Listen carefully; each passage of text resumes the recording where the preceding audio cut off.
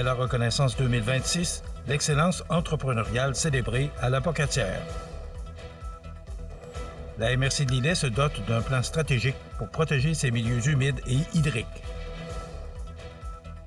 Des travailleurs de rue au cœur de 28 municipalités, une présence essentielle sur le terrain.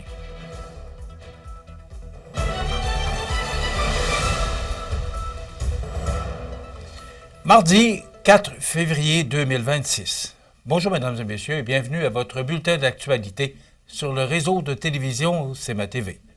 J'ai dit mardi, mais c'est bien mercredi. La Chambre de commerce Kamouraska-Lillet a dévoilé les lauréats du Gala Reconnaissance 2026 tenu le samedi 31 janvier dernier au Centre Bombardier de la Pocatière. Devant près de 190 convives, cette soirée annuelle a mis en lumière l'excellence, l'audace et l'engagement des entreprises et des entrepreneurs des MRC de Kamouraska et de Lillet, soulignant leur contribution essentielle au développement économique et social de la région. Le Gala Reconnaissance demeure un rendez-vous incontournable pour célébrer le dynamisme entrepreneurial local. Plusieurs catégories ont permis de reconnaître des initiatives exemplaires. En développement durable, la ferme Pré-Rieur de Saint-Jean-Port-Joli s'est démarquée, tandis qu'en croissance en affaires, Alimentation René Pelletier de la Pocatière a remporté les honneurs. Du côté des nouvelles pratiques en ressources humaines, Structure CD de Saint-Pacôme a été couronnée et en innovation, Transport Gibellic de Saint-Jean-Port-Joli a été récompensé pour son approche novatrice. La relève entrepreneuriale occupait également une place importante lors de cette soirée. Pour la MRC de Kamouraska, la ganterie BCL de Saint-Pacôme a reçu le prix Relève, alors que pour la MRC de Lillet, l'Isotte Solutions de Sainte-Louise a été honorée. La catégorie personnalité de l'année présentée par Hydro-Québec a, quant à elle, été attribuée à Denis Leblanc de l'entreprise Denis Leblanc à Saint-Pamphile, saluant son parcours inspirant et son engagement soutenu dans la communauté. Un moment particulièrement marquant fut la remise de la deuxième édition de la Bourse Jeunes Entrepreneurs, une initiative créée par la Chambre de commerce Kamouraska-Lillet en collaboration avec le CAE Montmagny-Lillet et la SADC du Kamouraska. Cette bourse vise à encourager les jeunes entrepreneurs à poursuivre et développer leurs activités dans la région. Grâce à la générosité des participants, la Chambre de commerce a confirmé que la bourse sera reconduite en 2027.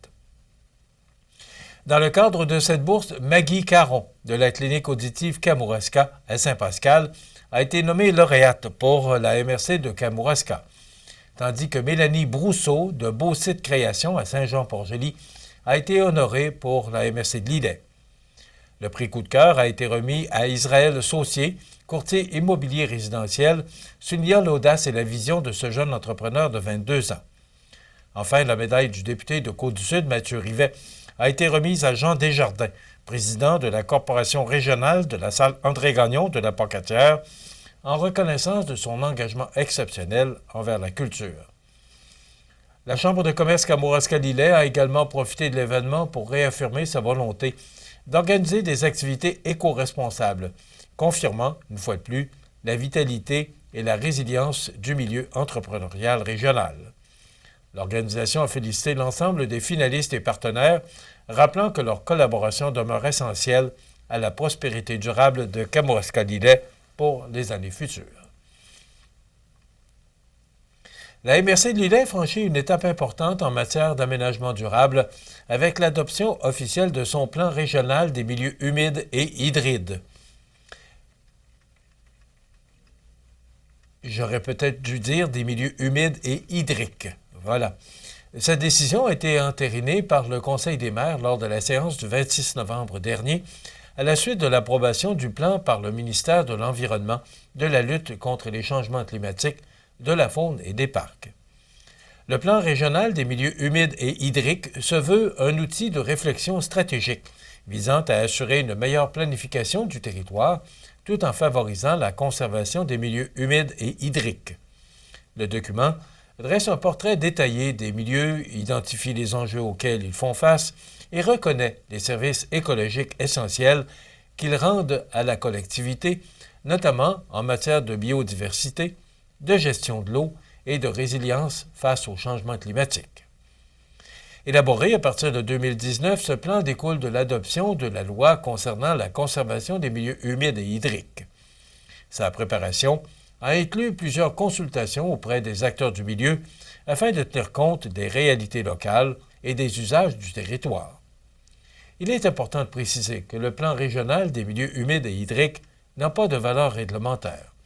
Il ne crée aucune nouvelle obligation légale pour les municipalités ou les citoyens, mais sert plutôt d'assise pour orienter les décisions futures en aménagement du territoire.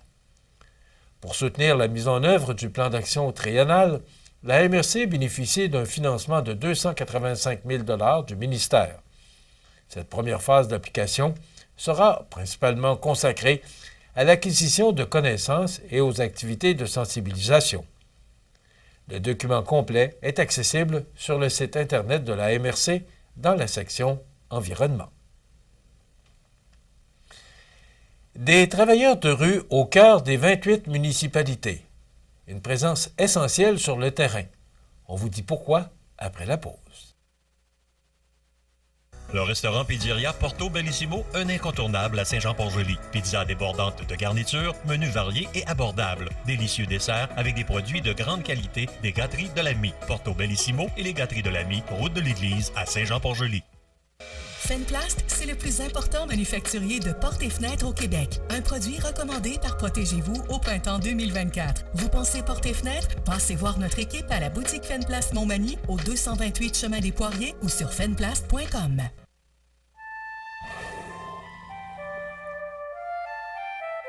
L'épaulard, ou l'orque, se retrouve dans tous les océans bordant le Canada. Cet animal intelligent se situe au sommet de la chaîne alimentaire. Étant déjà une espèce en péril, les épaulards sont menacés par les toxines présentes dans leur alimentation. Nous devons garder nos océans propres afin d'assurer l'avenir de l'épaulard. Pour en savoir davantage sur l'épaulard et sur les façons dont vous pouvez le protéger, visitez le ffdp.ca. Vous regardez C'est ma TV, le réseau de l'information sur la Côte-du-Sud. La Corporation de développement communautaire, CDC, met en lumière le travail de ces deux travailleurs de rue territoriaux, 0-100 ans, qui œuvrent auprès de la population des 28 municipalités des MRC de Montmagny et de Lillet. Dans un contexte marqué par une crise sociale et épisode de grand froid, leur présence sur le terrain est essentielle pour rejoindre les personnes vulnérables et les orienter vers des ressources appropriées. Membre de l'Association des travailleuses et travailleurs de rue et de milieu du Québec, la CDC s'appuie sur des pratiques reconnues et encadrées en travail de rue. Cette affiliation permet aux intervenants de bénéficier de formations continues et de supervision clinique, garantissant une intervention professionnelle et adaptée au territoire. Le travail de rue territorial se veut complémentaire aux services déjà en place. Le travail de rue territorial s'inscrit en complémentarité avec les services existants et les travailleurs de milieu et de proximité, ce qui permet un meilleur arrimage des services sur le territoire, souligne Guy Drouin, co-directeur à la CDC. Cette approche favorise entre les acteurs communautaires, institutionnels et municipaux. Concrètement, le travail de rue consiste à aller à la rencontre des personnes directement dans leur milieu de vie. Les interventions reposent sur le volontariat, la confidentialité, le respect et le non-jugement. L'objectif est de créer des liens de confiance, d'offrir une écoute, de transmettre de l'information et d'orienter les personnes vers les ressources correspondant à leurs besoins. L'équipe de la CDC est composée de travailleurs qualifiés. Zach, diplômé en technique de travail social, a œuvré comme intervenant de rue en unité mobile et en centre de jour en itinérance en milieu urbain, notamment à Longueuil. Il cumule aujourd'hui 3 années d'expérience au sein de la CDC. David, pour sa part, est formé en intervention et en travail de rue. Il a également travaillé dans une maison des jeunes, développant une expertise auprès des jeunes et des populations à risque. Les travailleurs de rue sillonnent l'ensemble du territoire et agissent comme un lien entre les citoyens et les ressources communautaires, institutionnelles et municipales. En raison de leur horaire atypique et de la vaste étendue du territoire, La meilleure façon de les rejoindre demeure par leur page Facebook ou encore le téléphone cellulaire.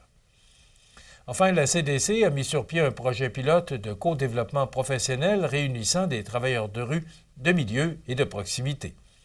Cette initiative vise à renforcer la collaboration et à assurer un meilleur arrimage des services. Le diocèse de Sainte-Anne-de-la-Pocatière a reçu la signification d'une action collective visant des gestes d'abus sexuels commis dans un contexte ecclésial par le passé.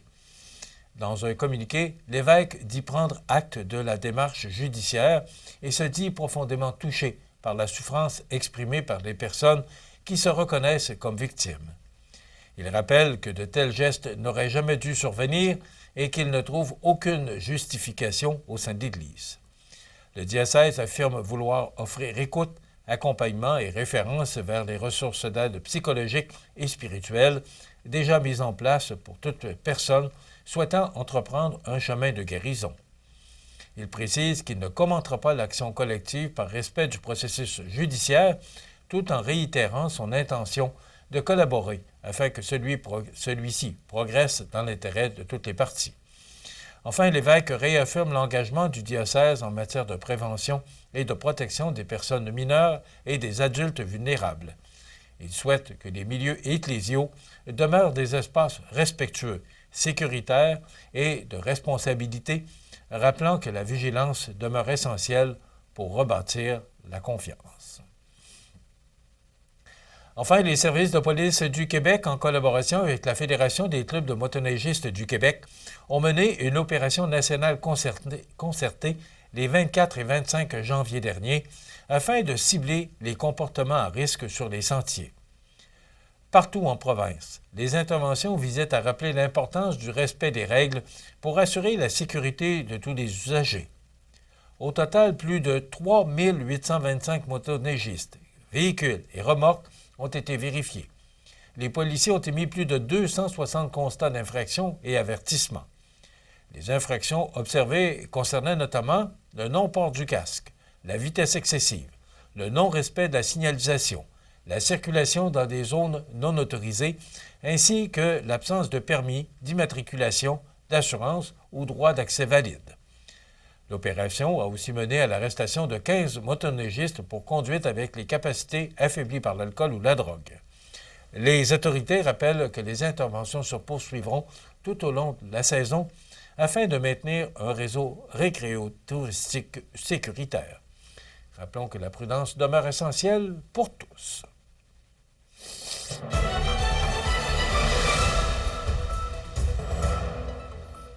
Au sport, dans la Ligue junior 2A, c'est samedi dernier, 31 janvier, qu'avait lieu le dernier match de la saison pour le Caron Industrie de Montmagny au centre sportif de Saint-Pascal. Malgré un match serré du début à la fin, disputé avec beaucoup d'intensité, le Caron Industrie a dû s'avouer vaincu par la marque de 6-4 devant l'Expert de Saint-Romuald. Les buteurs pour l'équipe magnimontoise sont Charles Dauteuil avec 2 buts, Charles-Étienne Lemelin et Mathis Boucher avec chacun un but. Avec cette défaite de fin de saison, le Caron Industrie termine au 4e rang du classement général de la Ligue. Les détails sur les séries éliminatoires devraient nous parvenir sous peu. Voilà ce qui complète votre bulletin d'actualité de ce mercredi, le 4 février. Je vous rappelle que nous sommes en plein milieu de la semaine de la prévention du suicide. Également, nous sommes dans la semaine des enseignants et enseignantes. Et enfin, aujourd'hui, le 4 février, c'est la journée mondiale contre le cancer. Dans quelques instants, les prévisions de la météo et le menu de cette émission du mercredi 4 février. Dans quelques instants, on vous présente la chronique culturelle avec Marie-Ève Lemonde. Après quoi, il y aura Audrey Saint-Pierre qui nous fera faire le tour du magasin Coop IGA La Paix de Saint-Jean-Port-Joli. On parlera notamment de ce grand événement sportif qui se déroule en fin de semaine, le Super Bowl.